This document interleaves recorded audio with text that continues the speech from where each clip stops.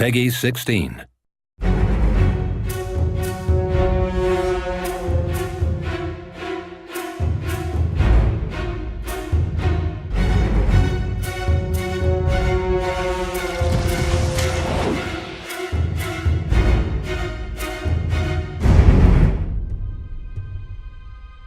So with Tyranny, we wanted to go with a more stylized view for our characters and environments. It sort of has a nostalgic element. It also has an element of the new as well.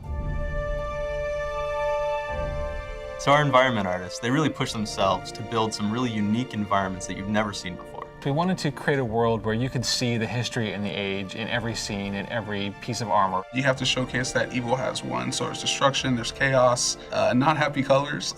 We wanted to take the environments and still make them a place you really want to explore. It's war-torn and oppressed, but with the art style, we tried to create a little bit of levity with that. It makes it feel like a place where people driven by real human intent and emotions could actually live.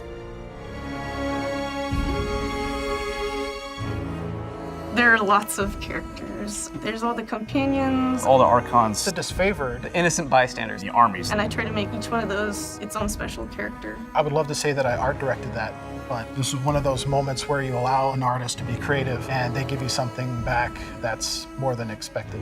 Look at that dude. Art works pretty closely with the narrative team. They would allow us a lot of room to expand the characters in our own way. You can tell like a lot about a person from just a glimmer behind their eyes. And so that's the thing I really try to go after first.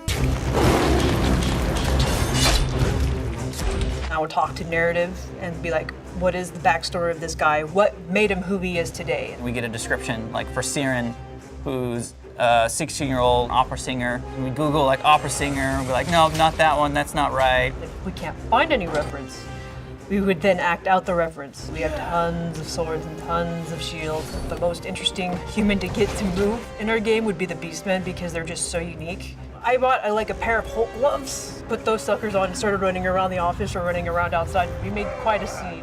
The reason why we didn't use mocap is because it would just look too uncanny for the world that we're in. So for us, because everything was so stylized, we could hit stronger poses and just push reality more than we would through motion capture. I don't want to create generic characters. I want to make these characters feel unique to each other.